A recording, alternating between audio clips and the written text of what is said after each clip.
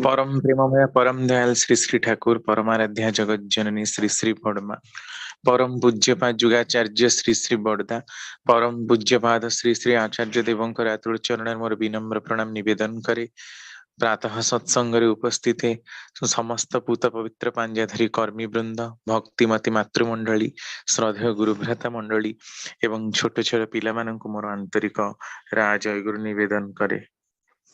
जो प्रश्नटी टिके पूर्व दादा करुले मुझे कमेंट बॉक्स रे देखी जे जो ठाकुर परिवार रा कहीं लिखे दियंती आउ से क्वेश्चन टा भी एमती ही थिला जे रा टा भी कोन ब्रह्मा विष्णु महेश्वर संगे इक्विवेलेंट की। प्रकृत कथा होची ब्रह्मा विष्णु और महेश्वर जो तीनटा गोलेई दिया जायछि ए तीनटा गोलेई रा सामंजस्य कौन बुझंतु यार सामंजस्य आमे गोलाकार करू कहीं की। आपण देखिथिबे शालग्राम शिला यार प्रश्नर उत्तरटा रहिछि याको ठाकुर मध्य कहिसंती मणिलाल दा प्रतुल दीप्ति एक कथरे लिखिसंती आमे माने शालग्राम शिला को पूजा करू कहीं की। आ गोलेईटा भी जो करा जाय आम मानक हाथ रे कोन पूरा गोलेईटा भी हुए कि पूरा गोलेई हबो नहीं काहे की हबनी तार गोटे कारण रहिछि।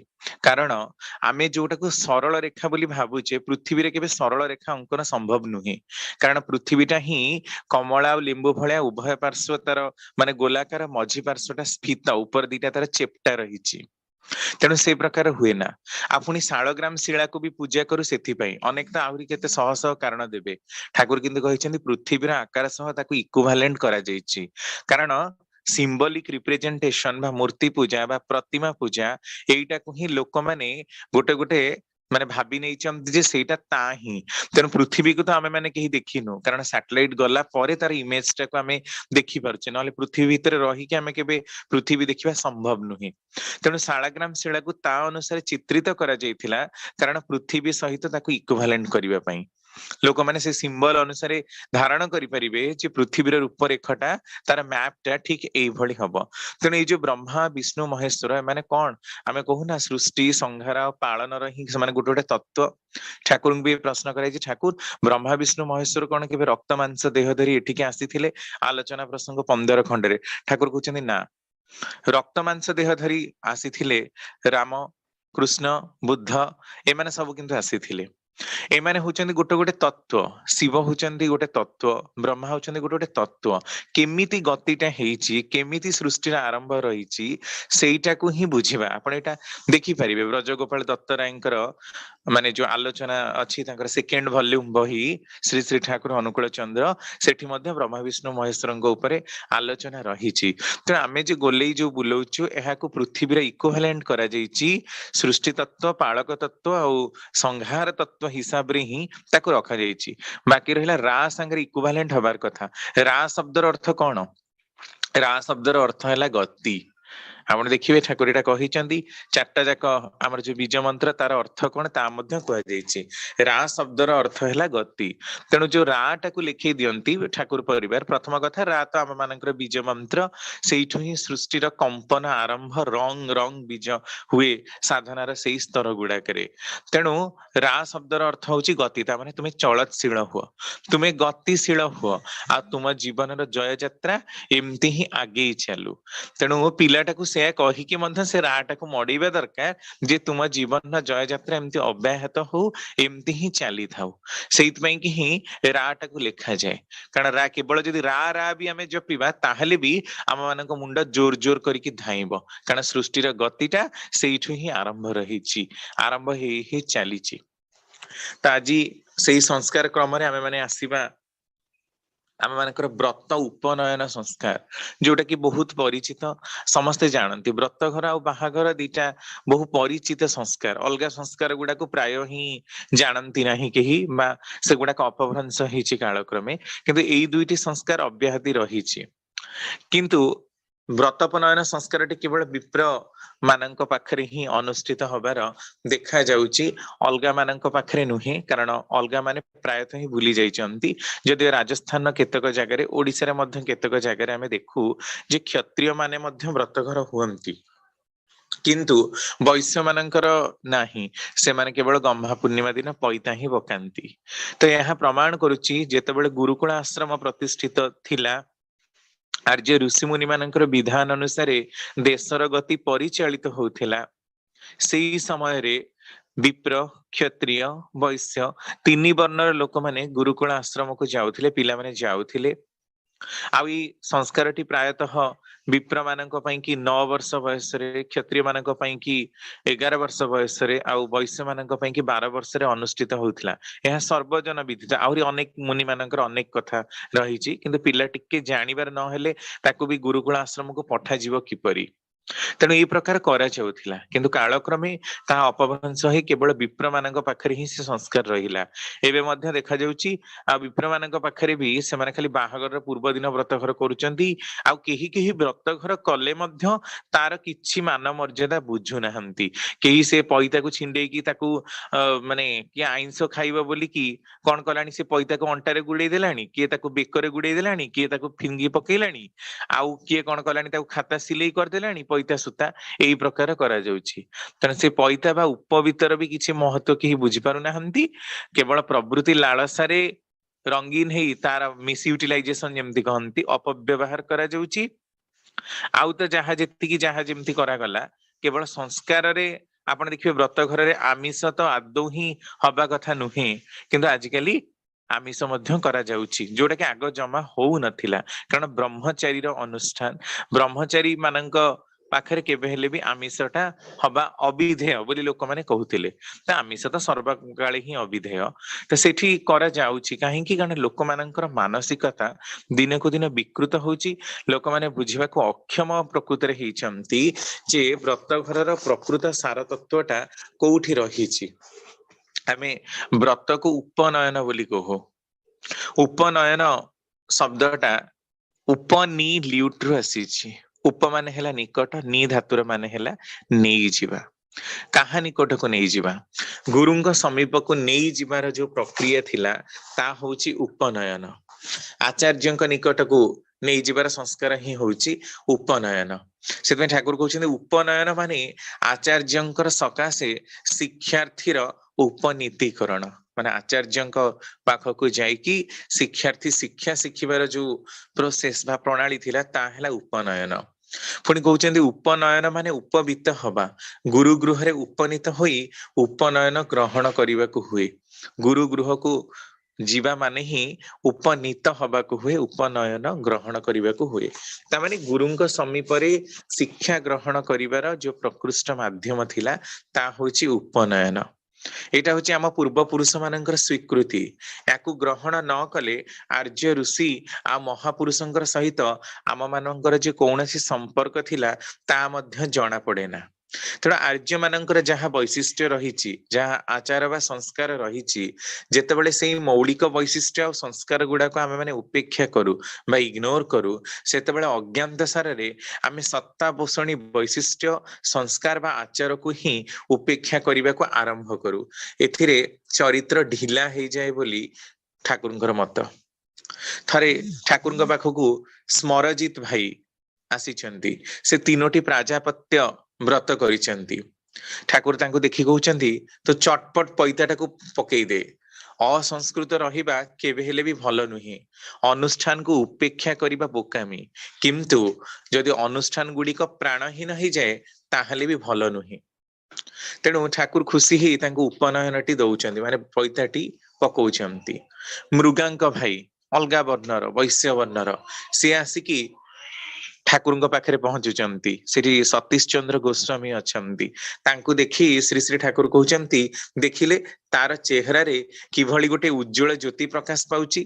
जिए सदाचार पालन करे, जहाँ ता हाथरू न खाए तार दीप्ति बजाय रुहे। अवश्य शारीरिक सदाचार संगे मानसिक और आध्यात्मिक सदाचार भी पालन करने को हुए, नहले केवल बाहिक सदाचार रे दीप्ति जागेना।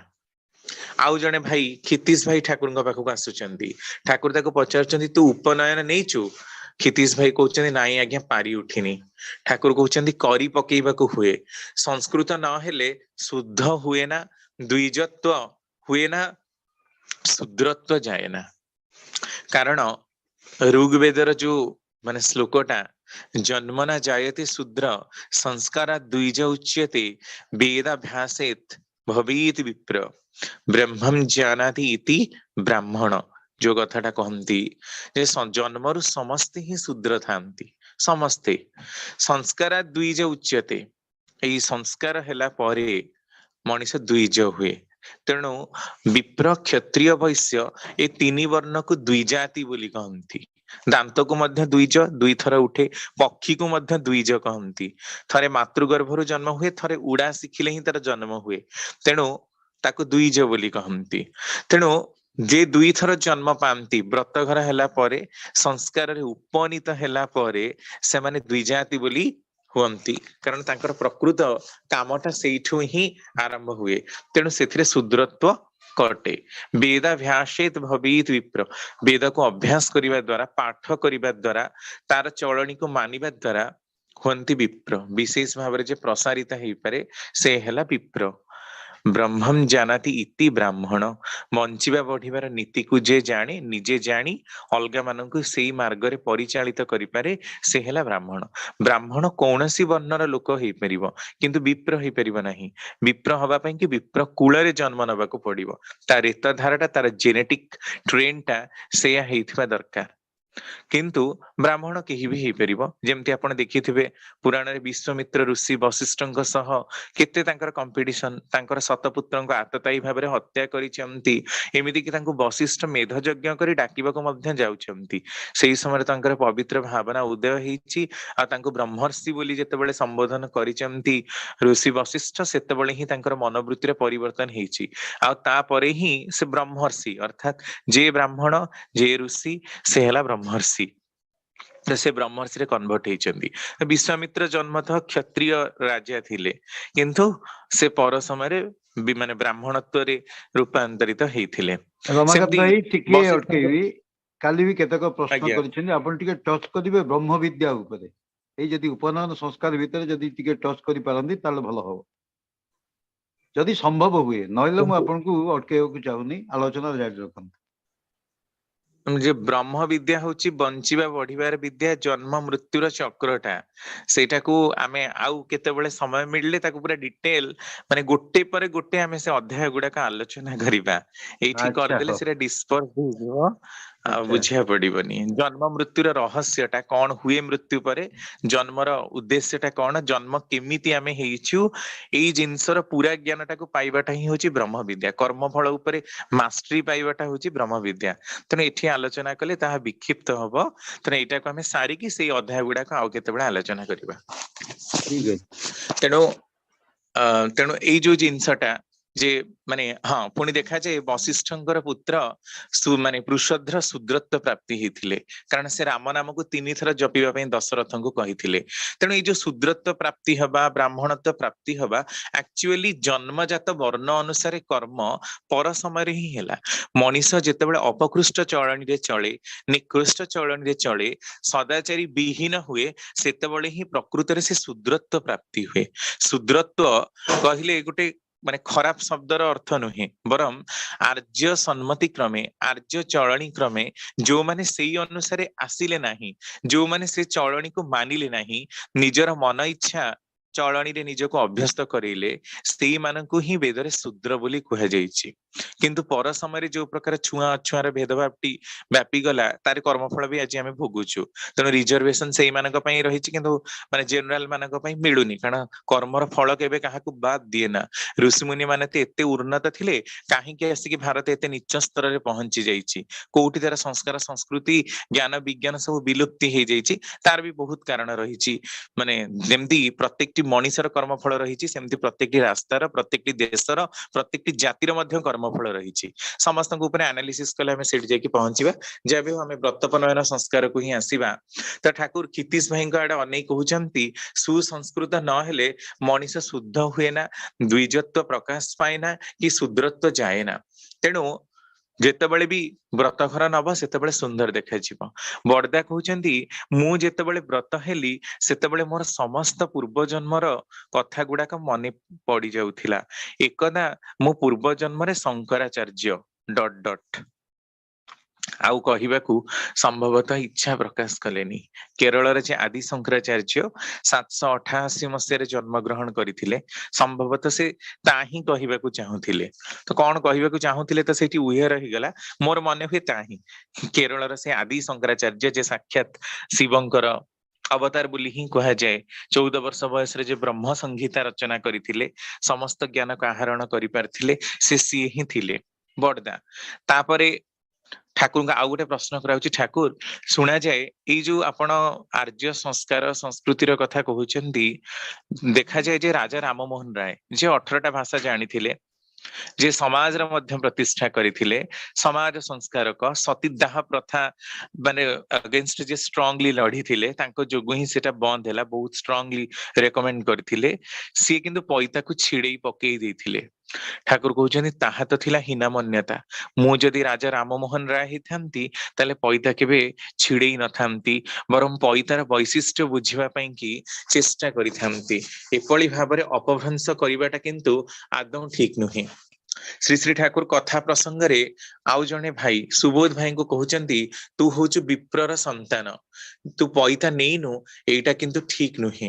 पैता नेबा नेई ब्रात्य आत्मीय मानक सहित सामयिक गोटे द्वंद्व ही जदि बाधे ताहले भी भल। अपसरफा अर्थात कंप्रोमाइजिंग करी जहा करणीय ता जदि निष्ठार संगे कर, ताहले सेमाने ओ तुमर पिला माने भी जानिबे सेमाने कोन। एथिरे आपाततः असुविधा ओ विरोध हेले भी परे भल हुए। ठाकुर को से भाई प्रश्न कर ठाकुर यह तो ठीक अच्छे आम बुझिलु, किंतु उपनयन रे उपनीत हेई मध्य व्रतघर हेई मध्य केही तो संस्कृत हुअन्ति आमे देखुना, कारण संस्कृत चलनी रे केही चलंती नहीं। व्रतघर तो आजिकली भी अनेक होचंती, किंतु जो प्रकार माछ मांस मद खाई भक्षण करी टेर आउ किछि ही नाही, ए सबरे कोन लाभ हबो। ठाकुर कहउछन्ती कौनसी दिन ही उपवित हुए तो तार स्मृति जगाई दे पारे। कुलोचित आचार आचरण संस्कार और विवाह विधान जदि लोप कर दिया जाए, ताहले वंशगत वैशिष्ट्य समन्वित जैविदाना ही पुनश्च खोजी पाई हबनी। तेणु मु कहे खांटी वंश गुडी को पोछि पकई दियो नाही, ताहले वैशिष्ट्य समन्वित वर्ण उत्सृजी चलनी जनी गुड़ाक बा चलनी गुड़ाक चिरदिन पई हरेइबाको हबो। तेणु विधि माफिक जो माने उपनयन नियंती सेमानक चेहरा भितरे केमती गोटे ज्योति देखा जाए। उपनयन जेतेबेले नेइछ सेतेबेले खूब सदाचार चलिबो, किंतु केते पुरुषर ब्रात्य दोष खंडन करी आजि खांटी वैश्य ही छिड़ा हेइछ। तोर वंशरे जेबेठू ए प्रकार धारा बजाय रुहे। तो ठाकुर पाखे जिते भी घटना सबू कुहा जाउची, ता माने ठाकुर विप्र क्षत्रिय, विप्र माने तो व्रतघर होउचंती ही हेबे मध्य, किंतु क्षत्रिय आ वैश्य मानक भितरे मध्य एहा प्रचलन हवा दरकार। याकु नै जने अनेक भाई प्रश्न मध्य करथिले जे घर मानकर तो सबू आउ माने कहबी एमाने कोन गोटे व्रतघर हेलेनी। आम कहबी आमर प्रश्नर उत्तरटा होचे या जे आमे व्रतघर ठाकुर कहिचंती आ एटा आर्यन कल्चर थिला, अपभ्रंश हेची, तेणु आमे होउचो। अपभ्रंश तो काली आजी हेई जाइनी, शह शह वर्ष धरी अपभ्रंश हबा फଳରେ कोठी ए ट्रेन टा कटि जाइछि। त आमे हजारे लोकंकु डकेई भोजी करी आमर व्रतघर होउची बोली सूचना दिले लोक टाहिटा परा करिवे। ता छडा लोक भी कहिबे कोन, आमे काहाकू डाकिबानी। जेमती 500,000 लोकंकु बाहागर रे भोजी खाइबाकू देले ही सेटा बाहागर हैला। आउ कोरोना समय रे 20 जन लोकंकु नै 50 जन लोकंकु नै बाहागर हेले सेटा को बाहागर हेइनी ना कि मना करिबो जे से बाहागर हेइनी बोली। मंदिर रे भी होउ बा से वीडियो कॉलिंग रे ब्राह्मण मंत्र भी पढंदु, बाहागर त हेइछि ही। त माने इथरो जणा पडु जे केवल अनुष्ठान रे जदि मनीष रही जाए ताहले तार उन्नति हुए ना। हमको व्रतघर हबार अछि, संस्कृत चलन रे चालिबार अछि, सदाचार चलन रे चालिबार अछि। तेणु जो दी जण सम्मति प्रकाश करंती, जो गुरु भाई माने सम्मति प्रकाश करंती, सेई 5 जण को डकी कि भी तो व्रतघर करा जाय पारे। 500,000 लोकंक भितरे प्रचार करी अपनिंदा नै सामाजिक संस्कृतिर व्याघातटा को घटेइबा अपेक्षा सुसंस्कृत चलनी परम पितांक संस्कार छड़ा आउ जा सबु ही बंधन एई कथाटा को न मानि नबाटा केते दूर युक्तियुक्त। तेणु जो माने चाहंती से माने करि पारंती। हुए तो ऑकवर्ड लागिबो, किनु जेतेबेले 2-3 पीढ़ी एटा प्रसारित हेइ जिवो, समाजर गतिपथ बदली जिवो, समस्त एई प्रकार ट्रेंड टाको ग्रहण करिबाकू चाहिबे, सेतेबेले देखिबे यार प्रकृत माने तथ्यटा लोक मानकर सामने रे उपस्थित हबो। बाकी रहिला ये जो 6 क्षीय आउ 9 क्षीय पैतार कथा रहिछि प्रायतः ही देखा जाए जे 6 क्षीय पैता पकांती एटा मध्य ठाकुरंकर आलोचना प्रसंग रे रहिछि। ठाकुर कहउछन से जो उपनयनर 6टा क्षीय कोन देखिछु सेई 6टा क्षीय ही होउछि आम मानकर ए जो विप्र मानकर संस्कार थिला ताही ता होउछि आम मानकर ए जो जजन जाजन अध्ययन अध्यापना दान आउ प्रतिग्रहर गोटे गोटे सिंबल गोटे गोटे प्रतीक तार सिंबलिज्म हिसाब रे ट्रीट हुए। आ बाकी रहिला अनेक ही 9 क्षीय पैता पकांती 6 क्षीय ठारू निजको अलगा करिवा पई माने सेई ब्राह्मण मानकठू निजको अलगा करिवा पई से माने एटा को पकांती।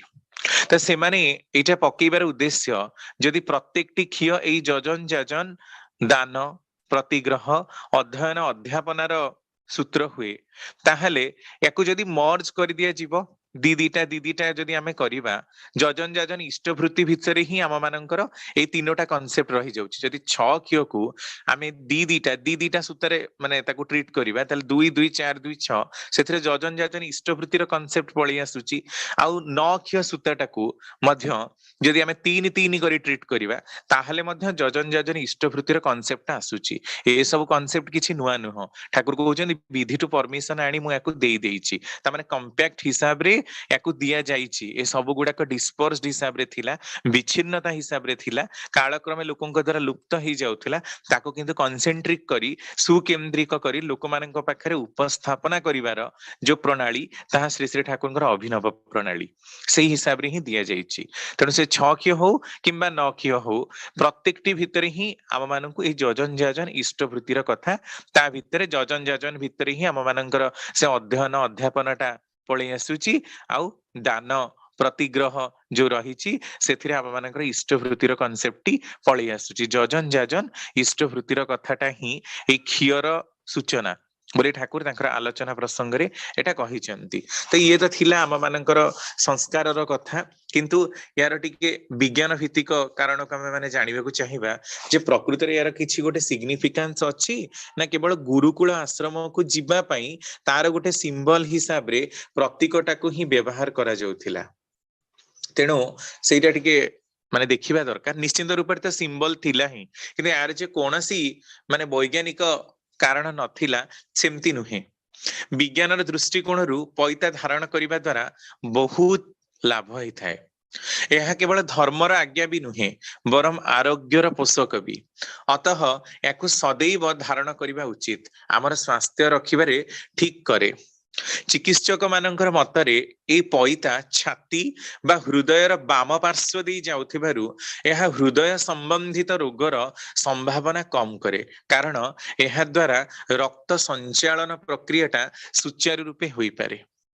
पैता धारण करिथिबा व्यक्ति नियम रे बंधा हेतिबे कोन नियम जे भली कि मलमूत्र त्याग समय रे मुह को बंद रखंती माने मलमूत्र त्याग समय कौन सी कथबार्ता करती नहीं दांतरे दांत को चिपी धरती कथा हुअंती नहीं यह द्वारा अनेक प्रकार रोगर संभावना कम हुए दांत मजबूत रुहे तथा जीवाणु आउ कीटाणु संक्रमण रु रक्षा मिले कारण आमे जेतेबेले बाथरूम रे जानती झाड़ा माने मल त्याग करंती बा परिस्रा जानती विभिन्न प्रकार सब कोलिफॉर्म बैक्टीरिया माने सेठी थांती माने मल रे थांती जेमति कि इस्चेरिचिया कोलाई विटामिन B12 प्रोड्यूस करे जे कि हमर मल द्वारा पाखरे थाए से बैक्टीरियाटी तो झाड़ा रे सेटा निर्गत हुए तो सेई जो बैक्टीरिया ई कोलाई बैक्टीरियाटा जदि पेट को पळेबो मलद्वार पाखरे रहिछि ठीक अछि विटामिन B12 प्रोड्यूस करछि ठीक मलद्वार ऊपर को रहिछि कोलन पाखरे किंतु जदि से पेट को पळेबो ताले रोग करेबो पेट बथा हबो बहुत प्रकार रोग करेबो। ता छडा अनेक समय रे जेमति कि हमर टाइफॉइड थाए साल्मोनेला टाइफी बैक्टीरिया द्वारा हुए ए सब बैक्टीरिया माने आहुरी बहुत अछंती कैंपाइलोबैक्टर जेजुरी हेलिकोबैक्टर पाइलोरी एमते आहुरी बहुत बैक्टीरिया अछंती जो माने कि पेटर रोग करांती। तेणु विभिन्न प्रकार रोग रु रक्षा करिया पे दांत को चिपिबार कथा पाटी बाटे जेमति से माने न जानती कारण बैक्टीरिया माने तो एटमॉस्फेयर एमती घुरी बुलु थांती एयर रे थांती सबुठी सॉइल रे अछंती वाटर रे अछंती सबु जगह रे अछंती किंतु मल रे मध्य रहिचंती आउ मूत्र जोठी आमे त्याग करू आपण माने देखिथिबे जोठी आमे परिस्रा करू जदी बारंबार की करू ताकू भलरे माने न धोऊ से स्थानटाकू जदी भल की परिष्कार न करू आपण देखिबे केते जोरे गंध हुए माने बाहरे भी गले सब देखिबे बस स्टैंड मानकरे केते जोरे गंध होउथाय मूत्रर काहे की कारण एमोनिफाइंग बैक्टीरिया माने ताकू एमोनिफिकेशन करंती कम अमाउंट थिले डीनाइट्रिफाइंग बैक्टीरिया माने ताकू नाइट्रिफिकेशन करंती तण सेटा ही बेसी गंध हुए से बैक्टीरिया माने ताकू पचन करि दियन तार जो कंपोनेंट थाए तेणु सेटा चारिआडे वायुमंडल रे घुरी बुले सेति पई कि ही गंध हुए तेणु अनेक समय जोठी माने परिस्रा करूथांती से जगह बसिला मध्य इन्फेक्शन हुए सेति पई कि सदाचारटा को मानिबाको कुहा जाए कारण बहुत प्रकार लोकंकर विभिन्न प्रकार माने कहार डायबिटीज रही कहार विभिन्न रोग मध्य रही से गुड़ाक संचरित हो पारे मूत्र द्वारा भीतर देकी तेणु सदाचारटा को मानिबाटा थिला दांत चिपिबार कथा थिला कथा न कहिबार कथाटा ही थिला जे या भीतर देई शारीरिक सदाचारटा को जेमती मना जाई पारे कोनोसी प्रकार सदाचार असदाचार को प्रश्रय देई मनुष्यर जीवनटा जेमती नष्ट न हो जाए तो ये देखंतु जे व्रत घरटा केमती सदाचार सहित संश्लिष्ट व्रत घर हेला माने मनीष सदाचारी होउची शारीरिक मानसिक आ आध्यात्मिक भावरे तेणु शारीरिक मानसिक आ आध्यात्मिकतार प्रतीक हिसाब रे भी से तीन तीनटा सूत्र को निया जाई पारे गोटे कंपैरिजन हिसाब रे आउ जो समय आमे माने मल त्याग करिबा पश्चात निज कानरु पैताटाकू जेमती काढी न पकू कारण मल त्याग करिबा समय रे दी फोल्ड करा जाए पैताकू आ एक बसिबा समय रे बा परिस्रा त्याग करिबा समय रे गोटे फोल्ड करा जाए तो एथिरे कोन हुए ना जो कान रे जो मसल आम मानकर रही कानर जो मांसपेशी ठारू जो नर्व टा आमर जॉइंट हेची सेटा कोउठी आसिकी पहुंची ना आम मानकर जो दी गोटी कानर पछरे जो दी गोटी शिरा रही सेटार पेटर संबंध माने पेट सहित तार संबंध रही अंतर नली सहित आमर बृहदंत्र आ क्षुद्रांत्र पाखरे आसिकी ताहा पहुंची तो अंतः उपरे सेटा चाप पकाए माने क्षुद्रांत्र आ आपनकर बृहदंत्र उपरे सेटा चाप पकाए आ ताकू पूरा खोली दिए जो द्वारा जोटा कब्ज आपनकर कन्स्टिपेशन एसिडिटी विभिन्न प्रकार पेट रोग आ मूत्रेन्द्रिय रोग अर्थात आपनकर ठीक भाबरे परिस्रा न हवा अनेक समय परिस्रा रे मध्य माने चपा पडिबा बहु माने असुविधा हवा पेटर उच्च रक्तचाप आ हृदय संबंधी हार्ट संबंधी जो रोग गुड़ाक से गुड़ाक मध्य भल हबार संभावना रहे आ शरीर सुस्थ रुहे एगुड़ा सब रिसर्च आर्टिकल या ऊपर आहुरी गवेषणा करके याको गोटे गोटे इंडिविजुअली मध्य आलोचना करिबा दरकार पुणी आहुरी चिकित्सा विज्ञान कौन कहूची ना डाहण कानर शिरा अंडकोश सहित बा जहाँ आम स्क्रोटम बा स्क्रोटाल सैक बोली कहूचे अंडकोश सहित एवं गुप्तेन्द्रिय सहित मध्य संपर्कित तेणु मूत्र विसर्जन समय रे डाहण कान पैता को गुड़ेबारे शुक्राणु मानकर रक्षा होता है शिरा वृद्धि जोटा एक शिरा बोली कहती से रक्षा मिले पुणी अलगा विज्ञानी माने मध्य मत प्रदान करती बार बार खराब स्वप्न जो आसे से स्थिति रे मध्य पैता धारण कले से समस्या मुक्ति मिले कारण दुश्चिंता भाविले मनीष खराब चिंता कले तार सबकॉन्शियस माइंड रे सेटा स्टोर हेकी रुहे तेणु दुश्चिंता आसे तो कान रे सेठी चपा पकेइबा द्वारा से नर्व टा आम मानकर जोटा मस्तिष्क कंट्रोल तो करुची चिंताटा को तेणु से चिंता द्वारा रे मध्य परिवर्तन आसे आ सेटा पवित्रीकरण करे आहुरी कौन ना कान रे जितेबाला पैता गुड़ेले से सूर्य नाड़ी जागरण हुए मनुष्यर दिव्यता विकसित हुए आउ पेट संबंधी रोग आ रक्तचाप जनित समस्या रक्षा मिले पैता पाचन संस्थान अर्थात इंटेस्टाइनल जो प्रोसेस रही डाइजेस्टिव सिस्टम रही से पाचन संस्थान टाकू ठीक रखे एवं पेट तथा शरीर निम्न अंग मानकू विकारित हबाकू दिए नहीं पैता सूची चिकित्सा आक्यूप्रेशर विकल्प रूपे काम करे सूची चिकित्सा आपण जानती आक्यूप्रेशर थेरापी वर्तमान समय रे बहुल भाव में प्रचलित आम मानकर हाथ रे देहर डिफरेंट जगार बॉडी डिफरेंट पार्ट्स रे पादरे आम मानकर सब आक्यूप्रेशर पॉइंट रही आमे जो मंदिर रे बेढ़ा बोलू तार उद्देश्य मध्य ता ही एई आक्यूप्रेशर पॉइंट र चिकित्सा मंदिर जहा आज तो काली आज करा जाइनी जोड़ा सब हजार हजार वर्ष तलर मंदिर बहु ऋषि मुनि मानक द्वारा ताहा पवित्रीकृत बड़ बड़ साधु संत मनीषी साधक माने सेठी जाइचंती प्रथम कथा मंदिर को जीवा द्वारा आमे तार वाइब्रेशन द्वारा एनचेंट हो जो माने चिंताधारा सब छाड़ीचंती पुराना पुराना लोक जो माने टिके ध्यानस्थ लोक ताकू धरि परंती द्वितीयतः मंदिर रे बेढ़ा परिक्रमा करिबा द्वारा से आक्यूप्रेशर पॉइंट गुड़ाक पादरे आम मानकर सब से गुड़ाक टच हुए पत्थर गुड़ाक तेणु अनेकांश रोग मध्य भल हुए आजिकली से बहु रोगर चिकित्सा करा जाउची तेणु कान पाखरे जो नर्व रही कानर से अग्रभाग पैता को गुड़ेवा द्वारा सेठी जो आक्यूप्रेशर पॉइंट रही सेटा रोग को भल करिबारे साहाय्य करे आउ अनेक समय अनेकंकर मत यह पक्षाघात बा पैरालिसिस रोग भल करिबार क्षमता रखे तो केमिति तार यूटिलाइजेशन टा सठिक भाव में हवा द्वारा एमिति किछि मध्य मान्यता रही जे शरीर पृष्ठ भागर पिठी ऊपर दे एक प्राकृतिक रेखा रही जहा कि विद्युत प्रवाह भली काम करे जोठी आमे एक्चुअली ध्यान करू आमर जो स्पाइनल कॉर्ड रही आमर मस्तिष्क रे सेरेब्रो स्पाइनल फ्लूइड प्रवाहित होउची मेरुदंड देकी सुषुम्ना कांड जहा को आमे कहूचे सुषुम्ना नाड़ी इड़ा पिंगला सुषुम्ना आमर तीन प्रकार नर्व रही नाड़ी रही तो से सुषुम्ना नाड़ीटा सुषुम्ना कांड भितर देकी प्रवाहित तो सेठी ही आमे से पिनियल ग्लैंड रे जेतेबेले आमे नाम करू जोटा आज्ञा चक्र रे 1.5 इंच तळको रहिची सेठी जेतेबेले आमे नाम करू नाम र कंपनटा आस्ते आस्ते मस्तिष्क र चतुर्पार्श्व रे स्पंदित हुए आ स्पंदित हेई कि से कंपनटा देहर समस्त अंश को जाए तेणु आमर से जो माने मझिरे फोल्ड भी रही देखो पिठीर पूरा सेटा गोटे बेंट रही जो सुषुम्ना कांड जाइची पिठीर दी भागटा पूरा द्विपार्श्वी प्रातिसम्य बा बाइलेटरल सिमेट्री हिसाब रे सेटा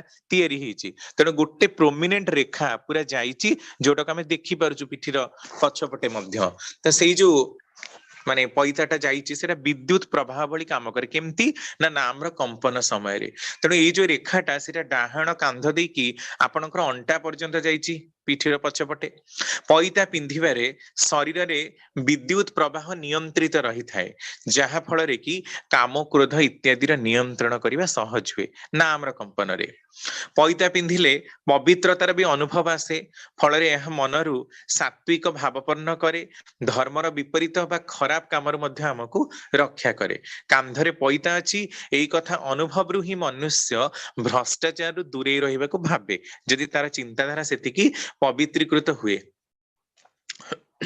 तापरे पैता पिंधिथिबा व्यक्ति बसी जदि परिश्रा करंती ठाकुर मध्य कहिचंती ठिया हगा ठिया मुता एई सब गुडा कहि जमर लक्षण अर्थात अनियमित चलनी असंयमता चलनी लक्षण तेणु बसिकी जदि पैता पिंधंती आ पानी पियंती यह भितर देखि ब्रुकक बा किडनी आम मानकर सुस्थ होइकी रहे आहुरी कौन ना आयुर्वेद शास्त्र आयुर्वेद चिकित्सा अनुसार जो माने पैता पिंधंती से बात पित्त आ कफ आमर 3 प्रकार रोग ही आयुर्वेद अनुसार डिटेक्टेड आज कोरोनाटा हूँ बात जनित अर्थात एयर जनित बात पित्त आ कफ जनित रोग रही तो ये त्रिदोष कुआडे शांत हुए आउ मानसिक भारसाम्य बजाय रुहे पुणी आयुर्वेद शास्त्र अनुसार लोहितक नामक विशेष नाड़ी डाहण कान होई मलमूत्र द्वार पर्यंत थाए यहाकू दबेबारे माने जेतले कानटा को प्रेशर दिया कि चपा जाउची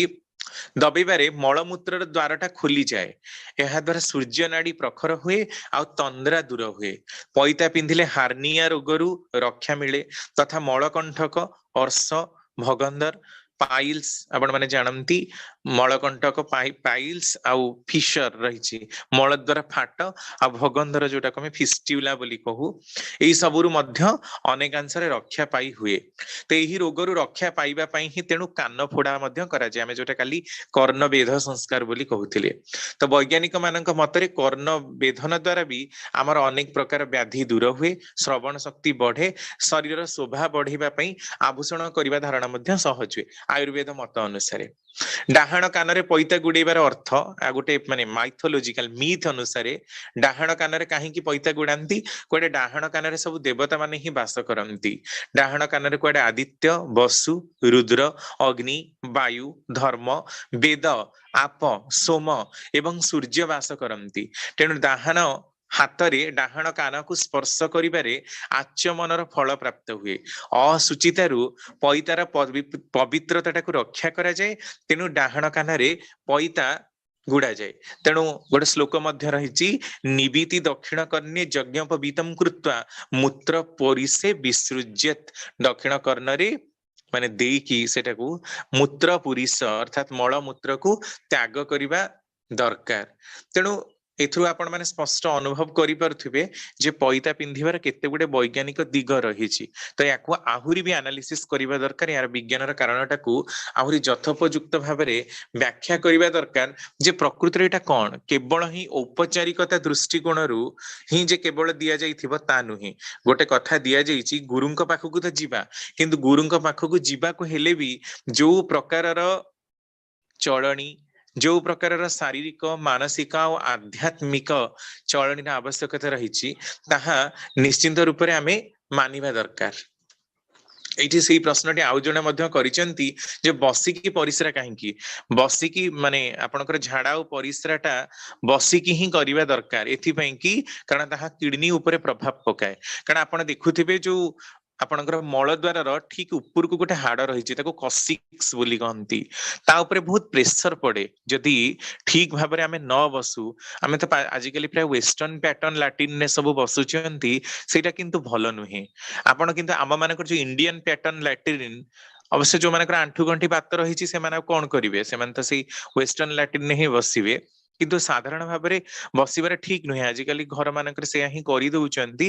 କିନ୍ତୁ ଇଣ୍ଡିଆନ ପ୍ୟାଟର୍ନ ଲାଟ୍ରିନରେ ଆପଣ ଦେଖିବେ ଯେତେବେଳେ ମାନେ କାକାସନ ବୋଲି କହନ୍ତି, ଝାଡା ବସୁଥିଲା ବେଳେ ଯେମିତି ବସନ୍ତି, ସେଥିରେ କଣ ହୁଏ ନା ସେଥିରେ ପେଟ ଉପରେ ଗୋଟେ ପ୍ରେସର ପଡିବ। ଆପଣ ଦେଖିବେ ନିଶ୍ଚିନ୍ତ ରୂପେ ଯେତେବେଳେ ଦି ଆଣ୍ଠୁଟାକୁ ଆପଣ ସାଇଡ କରିକି ବସିବେ, ସେତେବେଳେ ପେଟ ଉପରେ ଆଉ କିଡନୀ ଉପରେ ପ୍ରଭାବ ପଡେ। ତେଣୁ ପେଟ ଉପରେ ପ୍ରେସର ପଡିଲେ ହିଁ ଝାଡାଟା ମାନେ ଆସିବାରେ ସହଜ ହୁଏ, ନହେଲେ କିଛି ଆସିଯାଏ ପୁଣି କିଛି ରହିଯାଏ। ଏମିତି ତ ଆମ ମାନଙ୍କର ଖାଦ୍ୟପେୟ ଯୋଗୁ ଠିକରେ ହଉନାହିଁ, କିନ୍ତୁ ଏଇ ଯୋଉ ପ୍ରଣାଳୀଟା ଝାଡା ବସିବାର ଯୋଉ ଆସନଟା, ସେଟା କାକାସନ ବୋଲି କହନ୍ତି। ସେଇଥିରେ ଆମ ମାନଙ୍କୁ ବହୁତ ଲାଭ ହୁଏ। ତେଣୁ ୱେଷ୍ଟର୍ଣ୍ଣ ପ୍ୟାଟର୍ନ ଲାଟ୍ରିନ୍ ଟା ବି ବେଶୀ ଫଳପ୍ରଦ ନୁହେଁ। ତେଣୁ ସେଇ ଜିନିଷଟାକୁ ତ୍ୟାଗ କରିବା ଦରକାର। ତାପରେ ଆସୁଛି ଆମ ମାନଙ୍କର ମାନେ ଏଇଟା ତ ବ୍ରତପନୟନ ସଂସ୍କାର ଥିଲା। ଆଉ ଯାହାର ଯାହା ବି ପ୍ରଶ୍ନ ଥିବ ପଚାରିବେ। ୟା ପରେ ଆମର ଆସୁଛି ସମାବର୍ତ୍ତନ ସଂସ୍କାର। ଆଚ୍ଛା, ସମ ଟିକେ ଆ ଏଇଠି ବୃ- ହଁ ଟିକେ ମୁଁ ଆଜ୍ଞା ଡିଷ୍ଟର୍ବ କୁହନ୍ତୁ। କରିବି। ଯୋଡ଼ିଏ ତିନୋଟି ପ୍ରଶ୍ନ ଆସୁଛି। ଆପଣ ଯେତେ କଥା କହିଲେ ଆଜି ଆମେ ଉପବିତ ଧାରଣ କରିବାର ଭିତରେ ପୁରୁଷ ମାନଙ୍କର ଅନେକ ରୋଗ ମୁକ୍ତ ହୁଅନ୍ତି, କିନ୍ତୁ ଝିଅ ମାନଙ୍କ ପାଇଁ ଯଦି ପ୍ରଶ୍ନ କରାଯାଏ ସେମାନେ ତ ଉପବିତ ଧାରଣ କରନ୍ତିନି, ତାହେଲେ ସେମାନେ କଣ ଏଇପରି ହୁଁ ରୋଗରେ ମୁକ୍ତ ହେଇପାରିବେ କି? ନମ୍ବର 1। ଦ୍ୱିତୀୟ ପ୍ରଶ୍ନଟି ହଉଛି, ଯଦି ଆମର ପଇତାଟା ଯେହେତୁ ଏଇଟା ହଉଛି ଗୋଟେ ବ୍ୟାଡ୍ କଣ୍ଡକ୍ଟର ଅଫ୍ ଇଲେକ୍ଟ୍ରିସିଟି, ତାହେଲେ ମଣିଷ ଶରୀରରେ ବୈଦ୍ୟୁକ ପ୍ରବାହକୁ କିପରି ସେ ନିୟନ୍ତ୍ରିତ କରୁଛି? ଇଏ ଦ୍ୱିତୀୟ ପ୍ରଶ୍ନ। ଏଇ ଯୋଡ଼ିକ ପ୍ରଶ୍ନ କରି ତାପରେ ଆପଣ ଯାଆନ୍ତୁ ସମାବର୍ତ୍ତନ। ପ୍ରଥମ କଥା ଯେ ବ୍ୟାଡ କଣ୍ଡକ୍ଟର ଅଫ ଇଲେକ୍ଟ୍ରିସିଟି ସୂତାଟାକୁ ଏଥିପାଇଁ କୁହାଯାଉଛି। ନାଇଁ, ସେମିତି କଣ୍ଟ୍ରୋଲ କରୁନାହିଁ। କଣ୍ଟ୍ରୋଲ ଆମ ମାନଙ୍କ ଦେହରେ ଯୋଉ ବୈଦ୍ୟୁତିକ ଚାର୍ଜ ପ୍ରବାହିତ ହଉଛି, ମୁଁ ଆପଣଙ୍କୁ ସେଠି ଗୋଟିଏ କଥା କହିଲି, ନାମ ଧ୍ୟାନ କରିବାର ଭିତର ଦେଇ ପଇତା ସେଇ ଯୋଉ ରେଖା ଯାଇଛି ତାକୁ କାନରେ ଗୁଡେଇବା, ଇଟ୍ସ ଓକେ, ସେଥିରେ କିଛି ଅସୁବିଧା ନାହିଁ। କାନର ନର୍ଭରେ ବି ରହିଲା, ଆକ୍ୟୁପ୍ରେସର ପଏଣ୍ଟ ଟଚ୍ ହେଲା। କିନ୍ତୁ ବୈଦ୍ୟୁତିକ ପ୍ରଭାବଟାକୁ ଏଇଟା ରକ୍ଷା କରେ। ମାନେ କାନରେ ଯେତେବେଳେ ଆମେ ପଇତାଟା ଗୁଡଉ ଆଉ କିଛି ସମୟ ମାନେ ଝାଡା ବସୁ ବା ମୂତ୍ର ରହୁ, ଏଇଟା ଗୋଟେ ସିମ୍ବଲିକ। ପ୍ରକୃତିରେ ଆମକୁ ପିନିଆଲ ଗ୍ଲାଣ୍ଡ ରେ ନାମଟିକୁ କରିବାକୁ ପଡିବ। ନାମର କମ୍ପନ ଯେତେ ମାନେ ସ୍ପନ୍ଦିତ ହବ, ଯେତେ ଭାଇବ୍ରେଟ ହବ, କାରଣ ଏଠି ଗୋଟିଏ କଥା ଆପଣଙ୍କର ଉପଲକ୍ଷ୍ୟ, ପଇତା ଦେଲା ବେଳେ କରାଯାଉଥିଲା କଣ, ଆପଣ ଦେଖିଥିବେ ଗୋଟେ ଗୁରୁ ମନ୍ତ୍ର ନିଆଯାଏ। ସମସ୍ତେ କହନ୍ତି ଆମେ ସବୁ କୁଳ ଗୁରୁ ପୁରୋହିତଙ୍କ ଠାରୁ ଗୁରୁ ମନ୍ତ୍ର ନଉ। ମନ୍ତ୍ରଟା କଣ କରାଯାଏ? ମନନ କରାଯାଏ। କୋଉଠି ମନନ କରାଯାଏ? ଆଜ୍ଞା ଚକ୍ରରେ ହିଁ ମନନ କରାଯାଏ। କିନ୍ତୁ ଆଜ୍ଞା ଚକ୍ରରେ ପ୍ରକୃତରେ ମନ୍ତ୍ର ମନନ କରାଯାଏ ନା। ଆଜ୍ଞା ଚକ୍ର ତା ହାଡ ଦିଟା ରହିଛି, ସେଠି କଣ ଆଜ୍ଞା ଚକ୍ରଟା କୋଉଠି ହଉଛି?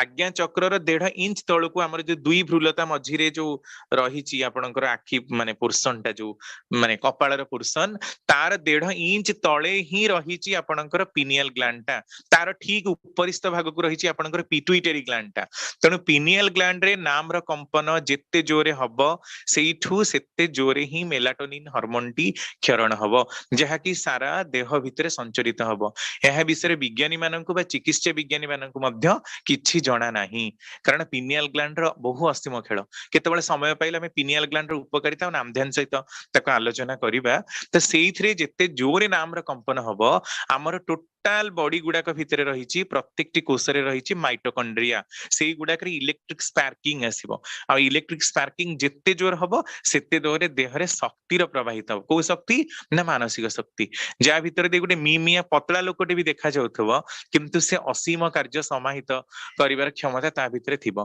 तेणु वैद्युतिक प्रभाव को नियंत्रण करे ता माने प्रत्येकटी कोष कोष भितरे प्रवाहित होउथबा इलेक्ट्रिक फ्लो टाकू ही से नियंत्रण करे तेणु कानरे गुड़ेबा ये जो 5 मिनिट 10 मिनिट रे कोन होउची ताकू गुड़े की रखिबा सेटा गोटे एक्यूप्रेशर पॉइंट किंतु उपयुक्त भाबे नामध्यान विधानटे भी रहिछि कारण गुरु गृह को जीवा माने से माने मंत्र को मनन करुथिले कुल गुरुंक ठारू जेमति दीक्षा नबार परंपरा पर समय प्रचलित थिला अनेक भूली ही जाइछंती तेणु मंत्र को मनन करिबाटा मध्य व्रत उपनयनर गोटे प्रमुख अंग सेटाकू जेमति भूली न हुए आउ गोटे दादा कोन प्रश्नटा टिके करिवे की हाँ झियो पिलांकर कथा हाँ झियो पिलांकर झियो पिला मानक पई तो व्रत घर हुए नाही प्रथम कथा आमे इठी जेते कथा आलोचना कले गोटे कथा एथरो अनुमेय जे अंडकोश जनित रोग आउ विभिन्न प्रकारर अंतर जनित रोगटी को भल करूची एई सब कथा रहिछि प्रथम कथा तो आमे जदि गायनिकोलॉजिस्ट पाखकू जिबा बा रिप्रोडक्टिव सिस्टम को आमे जिबा ताहले सेठी स्पष्ट भाबरे देखिबा को पाइबा जे झियो पिला मानकर रिप्रोडक्टिव सिस्टम रो जो गठन ताहा पुओ पिलांक भଳି नुहे अंडकोश दुईटी पुओ पिला मानकर एक्स्ट्रा गोटे बाहरे बलजी थिला बेले झियो मानकर ओभारी रे ही सेटा रहिछि तेणु तांकर गाठनिक संरचना आ पुओ पिलांकर गाठनिक संरचना भितरे बहुत ही फरक रहिछि त तांको पाखरे एई प्रकार जिंसटा लागू होउनी आ बाकी रहिला कानरे गुडीबार कथा जदि सेई प्रकार गुडीबार कथा थाए ताहले तांकर बेकरे से माने जो माने मंगल सूत्र पिंधंती ता मध्य गुडा जाय पारे सूत्र एक्यूप्रेशर पॉइंट आमे धर्म अनुसार जीवानी शास्त्र अनुसार जीवानी एक्यूप्रेशर पॉइंट हिसाब रे जदि गुडैबार अछि निज को भलो करिया पई ताहल ता गुडा जाय पारे तो झियो पिलांक पाखरे साधारण भाबरे रिप्रोडक्टिव सिस्टम रो जो प्रकार कॉम्प्लेक्सिटी देखा जाय ता पुओ पिलांक पाखरे देखा जाय नाही आ पुओ पिलांकर गाठनिक संरचना आ झियो पिलांकर गाठनिक रिप्रोडक्टिव सिस्टम रो गाठनिक संरचना परस्पर ठाରୁ भिन्न हेतिबा हेतु तांक पाखरे ए कथाटी एते दूर प्रयुक्त हुए ना संभवतः सेइत पई कि ही ऋषि मुनि माने बधे से प्रकार विधान को प्रचलन करि नाहंती तापरे आसुची हम मानकर समावर्तन संस्कार सम आ ब्रुत ल्यूट सम्यक रूप रे सर्वतोमुखी धारण करिवार प्रक्रिया भीतर दे हबार नामटा ही होची समावर्तन संस्कार समावर्तन होची कोन ना जमिति विद्यारंभ करा जाइथिला पाठ पढ़ी पढ़ी की गुरुकुल आश्रम को जाइथिले किछि शिखिकी जाइथिले समस्त कार्य को समाप्त करी मनीष माने गुरुकुल आश्रम फेरी आसुथिला समावर्तन संस्कार पई कोनोसी बयस नाही कारण गुरुकुल आश्रम रे किए केतेबेले विद्या समाप्त करिबो सेटा जणा नाही कारण आमे जदि फेल हबा ताहले गोटे क्लास रे हमको बारंबार की रहिबा को पड़िबो से समय त आजिकाली भलिया पढ़ा सिस्टम नथिला आजिकाली भलिया पाठ भी पढ़ा जाउ नथिला सही हमर माने 55 प्रकार विद्या थिला किंतु सबु विद्या गुडा का हम जीवन चलणी पई की विद्या से आयुर्वेदर जिते से धनुर्विद्या कहंतु शब्द भेदी माने बाणर कथा कहंतु जहाँ भी सब गुड़ाक निज को प्रोटेक्ट करबा पई निजर माने चर्याटाकू निजर संस्कारटाकू निजर प्रत्येकटी चलनीटाकू उन्नत करिवार प्रक्रिया ही थिला समावर्तन संस्कार से परीक्षा करा जाउथिला जो माने अनुत्तीर्ण होउथिले से माने आहुरी भी रहुथिले जे पर्यंत उत्तीर्ण न हेचंती से पर्यंत से माने सेठी रहिबे तो गुरुकुल आश्रम को जदि विप्र माने व्रत घर ही सारला परे 9 वर्ष हो तापरे क्षत्रिय मानक पई 11 वर्ष वैश्य मानक पई 12 वर्ष जाउथिले आमे जानू जे हमर जो ब्रह्मचर्य आश्रम टी थिला ଆମର ତ ଆଶ୍ରମର ବ୍ୟବସ୍ଥା 4 ପ୍ରକାର ଥିଲା। ବ୍ରହ୍ମଚର୍ଯ୍ୟ, ଗାର୍ହସ୍ଥ୍ୟ, ବାନପ୍ରସ୍ଥ, ତାପରେ ଆସିଲା ଆମ ମାନଙ୍କର ସନ୍ନ୍ୟାସ। 100 ବର୍ଷ ଯଦି ଟୋଟାଲ ଲାଇଫ ସ୍ପାନ ହଉଥିଲା ସେଇ ଅନୁସାରେ ହିଁ ଡିଭିଜନ କରାଯାଇଥିଲା। ତେଣୁ ବ୍ରହ୍ମଚର୍ଯ୍ୟ ଆଶ୍ରମଟି ଯଦି 100 ବର୍ଷ ହିସାବରେ ବି ଟ୍ରିଟ କରାଯାଉଛି, ତାହେଲେ 1 ରୁ 25 ବର୍ଷ ଯାଏଁ ବ୍ରହ୍ମଚର୍ଯ୍ୟ ଆଶ୍ରମଟା ପଡୁଛି। ତ ଗୁରୁକୁଳ ଆଶ୍ରମକୁ ସେମାନେ ଯଦି 9 ବର୍ଷ 11 12 ବର୍ଷରେ ଯାଉଥିଲେ, ପାଖାପାଖି 10 ରୁ 15 ବର୍ଷ ତ ସେମାନଙ୍କୁ ପଢିବାକୁ ପଡୁଥିଲା, ରହିକି ଗୁରୁଙ୍କ ପାଖରେ ଶିଖୁଥିଲେ, ଗୁରୁଙ୍କର କାମ କରୁଥିଲେ। ଆଉ ମାନେ କୃଷି କାର୍ଯ୍ୟ ହେଲା, ଏଇ ଯୁଦ୍ଧ ବିଦ୍ୟା ହେଲା, ଏଇ ସବୁ ଜିନିଷ, ବ୍ରାହ୍ମଣର ତାର ପୂଜା ପାଠର କାମ ହେଲା, ତାପରେ ନିଜକୁ ପ୍ରୋଟେକ୍ଟ କରିବା ପାଇଁ ଯେତିକି ଯୁଦ୍ଧ ଅସ୍ତ୍ରଶସ୍ତ୍ର ଶିଖିବାର କଥା ତା ମଧ୍ୟ ପ୍ରତ୍ୟେକଟି ବର୍ଣ୍ଣ ଶିଖୁଥିଲେ। କୌଣସି ବିଦ୍ୟାରେ କାହାର ଶିଖିବା ପାଇଁ କି ଆପତ୍ତି ନଥିଲା, କିନ୍ତୁ ଜୀବିକା ହିସାବରେ କେହି ଗ୍ରହଣ କରିପାରୁନଥିଲେ, କାରଣ ବର୍ଣ୍ଣାଶ୍ରମର ସେଥିରେ ବ୍ୟାଘାତ ହଉଥିଲା। ତେଣୁ ବିଦ୍ୟା ଶିକ୍ଷା ସରିଲା ପରେ ଯାହାଟା କରାଯାଉଥିଲା ତାହା ହେଲା ସମାବର୍ତ୍ତନ। ୟା ଭିତରେ ଦେଇ ଗୋଟେ କଥା ଯେ ତାଙ୍କର ତ ଶିକ୍ଷା ଲାଭ ହଉଥିଲା, ଦ୍ୱିତୀୟତଃ ଗୁରୁଙ୍କୁ ଗୁରୁ ଦକ୍ଷିଣା ଦବାକୁ ପଡୁଥିଲା। ଗୁରୁ ଦକ୍ଷିଣା ହିସାବରେ ପ୍ରତିଦିନ ବି ଭିକ୍ଷା ମାଗିକି ଶିଷ୍ୟମାନେ ଆଣୁଥିଲେ, ଗୁରୁଙ୍କର ଅଭାବ ଅସୁବିଧାରେ ସାହାଯ୍ୟ କରୁଥିଲେ। ସେମାନେ ବି ସେଇଠି ଟ୍ରେଣ୍ଡ ହେଲା ପରେ ତାଙ୍କ ତଳ ତଳ ପିଲାମାନଙ୍କୁ ପଢଉଥିଲେ, ମଧ୍ୟ ଶିକ୍ଷା ଦଉଥିଲେ। ଆଉ ଜୀବନ ବୃଦ୍ଧିର ଚଳଣୀର ଯୋଉ ଶିକ୍ଷା ଥିଲା ତାହା ହିଁ ଥିଲା ପ୍ରକୃତରେ ଗୁରୁକୁଳ ଆଶ୍ରମର ବିଦ୍ୟା। ମନେ ହୁଏ ବର୍ତ୍ତମାନ ସମୟରେ ଆଉ ସମାବର୍ତ୍ତନ ସଂସ୍କାରର ସେତେ ପ୍ରାସଙ୍ଗିକତା ନାହିଁ, କିନ୍ତୁ ଏହାର ପ୍ରାସଙ୍ଗିକତା ଅଛି। ଏଥିପାଇଁ କି ଯେ ବିଦ୍ୟା ମଣିଷ ଯୋଉ ପ୍ରକାର ଆରମ୍ଭ କରିଥିଲା ଗୁରୁ ଗୁରୁଜନଙ୍କର ସମକ୍ଷରେ ନିଜ ଜୀବନର ବିଦ୍ୟାଟାକୁ ସେ ଆରମ୍ଭ କରିଥିଲା, ଠିକ ସେହିଭଳି ଅନ୍ତ କଲା ବେଳେ ମଧ୍ୟ ଗୋଟିଏ ଅନୁଷ୍ଠାନ ବା ସଂସ୍କାରର ଆବଶ୍ୟକତା ରହିଛି। ଯେତେବେଳେ ବିଧିବଦ୍ଧ ଭାବରେ ତାର ଆନୁଷ୍ଠାନିକ ବିଦ୍ୟାଟାକୁ ସେ ସମ୍ପନ୍ନ କଲା। କାହିଁକି? କାରଣ ସମାବର୍ତ୍ତନର ଅର୍ଥଟାକୁ ଯଦି ଆପଣ ଦେଖିବେ, ସମ୍ୟକ ରୂପରେ ସର୍ବତୋମୁଖୀ, ସମ ଆ ବୃତ, ବୃତ ଧାତୁର ମାନେ ହବା, ସମ୍ୟକ ରୂପରେ ସର୍ବତୋମୁଖୀ ହବାର ପ୍ରକ୍ରିୟା। ମୁଁ କଣ ହେଇଛି, ପାଠ ପଢିକି କଣ ଶିଖିଛି, ମୋର ଚଳଣୀର ତ୍ରୁଟି ବିଚ୍ୟୁତି ଗୁଡାକ ସଜାଡି ହେଇଛି କି ନାହିଁ, ନିଜକୁ ତର୍ଣ୍ଣ ତର୍ଣ୍ଣ ବିଶ୍ଳେଷଣ କରିବାର କ୍ଷମତା ନିଜ ଭିତରେ ଜାଗ୍ରତ ହେଇଛି କି ନାହିଁ, ଏଇ ଜିନିଷଟା ହିଁ ହଉଛି ପ୍ରକୃତିରେ ସମାବର୍ତ୍ତନ। ତେଣୁ କେବଳ ହିଁ ଗୋଟେ ଔପଚାରିକତା ଭାବରେ ପୂଜା ପାଠ କରି ଯେ ସରା ଯାଉଥିଲା ତା ନୁହେଁ, ତାର ପ୍ରକୃତ ଟେଷ୍ଟ ପ୍ରତିବର୍ଷ ଯେମିତି ଆମେ ପରୀକ୍ଷା ଦଉଛେ ସେମିତି ପରୀକ୍ଷା ମଧ୍ୟ ହଉଥିଲା। ଆଉ ଶେଷ ସମୟରେ ମଧ୍ୟ ଗୁରୁ ଦକ୍ଷିଣା ହିସାବରେ ଗୁରୁ ଯାହା ମାଗୁଥିଲେ, ଯଦି ଶିଷ୍ୟ ତାହାକୁ ଦବାକୁ ଅସମର୍ଥ ହଉଥିଲା ତାହେଲେ ସିଏ ମଧ୍ୟ ସେଠି ଫେଲ ହେଇଯାଉଥିଲା, ଆଉ ତାକୁ ପୁଣି ଆଉଥରେ ରହିକି ଗୁରୁଙ୍କର କଥାଟାକୁ ବୁଝିବାକୁ ପଡୁଥିଲା। ତ ଆମେ ଆରୁଣୀ ଉପମନ୍ୟୁଙ୍କର କଥା ବି ଶୁଣିଛେ, ଆହୁରି ବହୁତ ମହାଭାରତ କାଳୀନ ସମୟରେ, ରାମାୟଣ ସମୟରେ ସବୁ ଗୁରୁକୁଳ ଆଶ୍ରମର ବ୍ୟବସ୍ଥା ଥିଲା। ବ୍ରହ୍ମଚର୍ଯ୍ୟ ଆଶ୍ରମରେ ମଣିଷକୁ ବ୍ରହ୍ମେ ଚରତି ଇତି, ବଞ୍ଚିବା ବଢିବାର ନୀତିରେ ଚଳିବାର ସମସ୍ତ ପ୍ରକାର ଚଳଣିଟାକୁ ଶିକ୍ଷା ଦିଆଯାଉଥିଲା। ଜୀବନରେ କିଭଳି ଭାବରେ ଦାମ୍ପତ୍ୟ ଜୀବନ, ସାଂସାରିକ ଜୀବନ, ବାନପ୍ରସ୍ଥ ଜୀବନ, ସନ୍ନ୍ୟାସୀର ଜୀବନ କୋଉ ପ୍ରକାରର ହବ, କେମିତି ଜୀବନରେ ଡିଷ୍ଟର୍ବାନ୍ସ ନ ଆସିବ, ନିଜର ଜୀବନଟାକୁ ସୁନ୍ଦର ଭାବରେ ଗତି କରିବା ପାଇଁ କି ଯୋଉ ଯୋଉ ପ୍ରକାରର ଅନୁଶାସନ ରହିଛି ତାହା ହଉଥିଲା। ଆମ ମାନଙ୍କର 4ଟି ବେଦ ରହିଛି, କିନ୍ତୁ 4ଟି ବେଦରୁ ଆମେ 108ଟି ଉପନିଷଦ ପାଉଛୁ, ଯଦିଓ 308 ଉପନିଷଦ ମଧ୍ୟ ରହିଛି। 108ଟି ଉପନିଷଦ ମାନ୍ୟତା ପ୍ରାପ୍ତ, ତା ଭିତରୁ ଅଦ୍ୟାବଧି ପ୍ରାୟ ସବୁଆଡେ ମିଳୁଛି ବୋଧେ 17ଟି ଉପନିଷଦ। ତା ଭିତରେ ପ୍ରମୁଖ କେତୋଟି ଉପନିଷଦ, ଐତିରୀୟ ଉପନିଷଦ, ତୈତିରୀୟ ଉପନିଷଦ, ଈଶବାସ୍ୟ ଉପନିଷଦ, ମଣ୍ଡୁକ ଉପନିଷଦ, ବୃହଦ ଆରଣ୍ୟକ ସଂହିତା ବା ବୃହଦ ଆରଣ୍ୟକ ଉପନିଷଦ ବୋଲିକି ବି କହନ୍ତି। ଏମିତି କିଛିଟା ପ୍ରୋମିନେଣ୍ଟ ଅଛି, ଆହୁରି ବି ଅଛି, କେନୋପନିଷଦ ବି ଅଛି, କେତେ ପ୍ରକାରର ବି ଅଛି, କିନ୍ତୁ କେତେ ଗୁଟେ ପ୍ରୋମିନେଣ୍ଟ ଅଛି ଯୋଉଟା କି ବାରମ୍ବାର କି ସେମାନଙ୍କ ସାମ୍ନାରେ ପାଠ କରାଯାଉଥିଲା।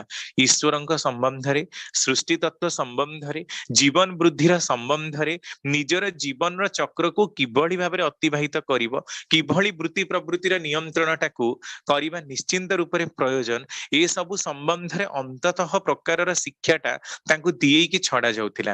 କୃଷି କାର୍ଯ୍ୟରେ ଦକ୍ଷ କରାଯାଉଥିଲା, ଯେଭଳି କି ମଣିଷ କୌଣସି ବି ପ୍ରତିକୂଳ ପରିସ୍ଥିତି ଆସୁ, ସମସ୍ତ ପ୍ରତିକୂଳ ପରିସ୍ଥିତିରେ ବାଧାବିଘ୍ନକୁ ଅତିକ୍ରମ କରି ନିଜ ଜୀବନକୁ ସୁଚାରୁ ରୂପେ ଗତି କରାଇବାର ଅମୋଘ ପଥଟାକୁ ନିୟନ୍ତ୍ରଣ କରିବାର ଉପଯୁକ୍ତ ମାଧ୍ୟମ ଥିଲା ଏଇ ଗୁରୁକୁଳ ଆଶ୍ରମ ଯାହା ଭିତରେ ଦେଇ ଏଇ ସବୁ ଶିକ୍ଷାଟାକୁ ଦିଆଯାଉଥିଲା। ତେଣୁ ସମାବର୍ତ୍ତନ ସଂସ୍କାର ମଣିଷର ହବାର ପ୍ରକ୍ରିୟା ଥିଲା। ମଣିଷ ପରି ମଣିଷଟିଏ ହବାର ପ୍ରକ୍ରିୟା ହଉଛି ସମାବର୍ତ୍ତନ। ନିଜକୁ ଗଢି ତୋଳିବାର ପ୍ରକ୍ରିୟା, ନିଜର ଚରିତ୍ରକୁ ତନ୍ନ ତନ୍ନ କରି ବିଶ୍ଳେଷଣ କରିବାର ପ୍ରକ୍ରିୟା ହଉଛି ସମାବର୍ତ୍ତନ। ତେଣୁ ଋଷିମୁନି ମାନଙ୍କର ଏଇ ଯୋଉ ପ୍ରଦତ୍ତ ଆପଣ ମାନେ ଯୋଉ 9ଟି ଯାକ ସଂସ୍କାର ଦେଖିଲେ କେତେ ଆମ ମାନଙ୍କ ପାଇଁ ଗୁରୁତ୍ୱପୂର୍ଣ୍ଣ। କିନ୍ତୁ ଏଇ ସବୁ ଜିନିଷକୁ ଆମେ ମାନେ ଭୁଲି ଯାଇଛୁ। ତାକୁ ଯଦି ପୁନଃ ପ୍ରତିଷ୍ଠା କରାଯାଏ ତାହେଲେ ତାହା ଆମ ମାନଙ୍କ ପାଇଁ ଅତ୍ୟନ୍ତ ମଙ୍ଗଳପ୍ରଦ ହବ। ଜୟ ଗୁରୁ ଦାଦା।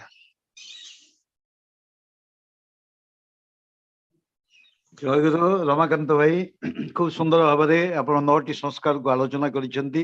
ମୁଁ ଆଶା କରିବି ଆଗାମୀକାଲି ଆପଣଙ୍କର ବିବାହ ସଂସ୍କାର ଆରମ୍ଭ କରନ୍ତୁ। ମୁଁ ଅନ୍ୟାନ୍ୟ ଦାଦାମାନଙ୍କୁ ଡାକିବି, ଆମନ୍ତ୍ରଣ କରିବି। ପୁଣି ମଝିରେ ଆପଣ ତାକୁ ଟିକେ କ୍ଲାରିଫାଏ କରିବେ, କାରଣ ଆପଣମାନଙ୍କର ଯୋଉ ଗବେଷଣା ନିଶ୍ଚିତ ଭାବରେ ଆମମାନଙ୍କୁ ଉତ୍ସାହିତ କରିଛୁ ବହୁ ଭାବରେ, କାରଣ ଆମେ ଯାହା ଜାଣିନଥିଲୁ ତାହା ଜାଣିବାର ସୁଯୋଗ ପ୍ରାପ୍ତ ହଉଛୁ। ତେଣୁ ଆଗାମୀକାଲି ବିବାହ ସଂସ୍କାରର ପ୍ରାଚୀନ ପଦ୍ଧତି ବା ପ୍ରାଚୀନ ଧାରା ସମ୍ପର୍କିତ କିଛି ତଥ୍ୟ ରଖିବେ। ତାପରେ ଆମେ ଆଗାମୀ ଦିନ ମାନଙ୍କରେ ଠାକୁର ଯାହା ଯାହା କହିଛନ୍ତି ବିବାହ ବ୍ୟାପାରରେ ତାକୁ ନେଇକରି ଆଲୋଚନା ଜାରି ରହିବ। ତେବେ ମୋଟାମୋଟି ଅନେକ ପ୍ରଶ୍ନର ତ ସମାଧାନ ହେଇଛି। ମୁଁ ଜଣେ ଭାଇଙ୍କ ଠାରୁ ଶୁଣୁଥିଲି ଯେ ମଣିଷର ଯେତେବେଳେ ଝାଡା ପରିସ୍ରା କରୁଛି ସେଇ ଯୋଉ ଅଂଶଟା ବା ସେଇ ଅଞ୍ଚଳଟା ଗୋଟେ ଭ୍ୟାକ୍ୟୁମ ସୃଷ୍ଟି ହୁଏ, ଅର୍ଥାତ୍ ଗୋଟେ ଟେମ୍ପରେଚରଟା ଯେତେବେଳେ ଲୁଜ କରି ଯାଉଛି ବଡିର ବିଭିନ୍ନ ଅଂଶରୁ ସେ ଯୋଉ ଟେମ୍ପରେଚରଟା ସେଠି ଯାଇକି କେନ୍ଦ୍ରାୟିତ ହୁଏ, ତେଣୁ ଆମକୁ ଶୀତ ଲାଗେ। ଆଉ ବିଶେଷ କରି ଅନେକ ମୁନି ଋଷି ମାନଙ୍କର ଚିନ୍ତା ଥିଲା ଯେ ମଣିଷର ମସ୍ତିଷ୍କରୁ ଯଦି ଟେମ୍ପରେଚରଟା ଲୁଜ କରେ ଅନେକ କୋଷ ଗୁଡିକ ହିଁ ନଷ୍ଟ ହୋଇଯାଆନ୍ତି। ହୁଏତ ଏପରି ଏକ ବିଧି ବ୍ୟବସ୍ଥାକୁ ସେମାନେ ଆଦରେ ନେଇଛନ୍ତି। ଉପବୀତ ସମ୍ପର୍କରେ ଠାକୁର କହିଲେ ବିତ ଆସିଛି ବି ଧାତୁରୁ ବି ମାନେ ବ୍ୟାପ୍ତି। ମଣିଷ ଯେତେବେଳେ ସେଇ ପୂର୍ବ ପୁରୁଷଙ୍କର ଚେତନ ଧାରା ଠାକୁରଙ୍କର ବାଣୀରେ ନିଚ୍ଛକ ଯଦି ଛାଡିବାକୁ ହୁଏ, ସ୍ପଷ୍ଟ ଭାବେ କହୁଛି ମୁଁ, ସେଇଟା କିନ୍ତୁ ଧର୍ମ ନୁହେଁ। ତେଣୁ ପୂର୍ବପୁରୁଷଙ୍କର ଚେତନ ଧାରାକୁ ନେଇକରି ଟ୍ରାଭେଲର୍ସ ଡାଏରୀରେ ଗୋଟେ ସୁନ୍ଦର ପ୍ରସଙ୍ଗ ରଖିଛନ୍ତି ଆମର ଜନାର୍ଦ୍ଦନ ମୁଖର୍ଜୀ। ଆପଣ ମାନେ ଯୋଉମାନେ ପଢିବାକୁ ଇଚ୍ଛା କରିବେ ଏ ପଇତାର ପ୍ରয়োଜନୀୟତା ସମ୍ପର୍କରେ ଶ୍ରୀ ଶ୍ରୀ ଠାକୁର ଗୋଟେ ଦୃଷ୍ଟାନ୍ତ ଦେଇକି ବୁଝେଇ ଦେଲେ। ଖୁବ ଭଲ ଲାଗିଛି ଆପଣଙ୍କର କଥା ଗୁଡିକ। ଆଶା ରଖିବି, ଅନୁରୋଧ କରିବି ଆଗାମୀକାଲି ବିବାହ ସଂସ୍କାରର ମୁନି ଋଷି ମାନଙ୍କର ତତ୍ତ୍ୱକୁ ନେଇକରି କିଛିଟା ବିଶ୍ଳେଷଣ ପରବର୍ତ୍ତୀ ସମୟରେ ମୁଁ ନିଶ୍ଚିତ ଭାବରେ ଆମନ୍ତ୍ରଣ କରିବି, କାରଣ ଆପଣମାନଙ୍କ ପରି ଉଦୀୟମାନ ଯୁବକ ମାନଙ୍କର ଏଇ ଗବେଷଣା ଲବ୍ଧ କଥାବସ୍ତୁ ନିଶ୍ଚିତ ଭାବରେ ଆଗାମୀ ଯୁଗ ଯୁଗ ପାଇଁ ଶହ ଶହ ବର୍ଷ ପାଇଁ ତ ରେକର୍ଡିଂ ହେଇକି ରହୁଛି। ତେଣୁ ନିଶ୍ଚିତ ଭାବରେ କାମରେ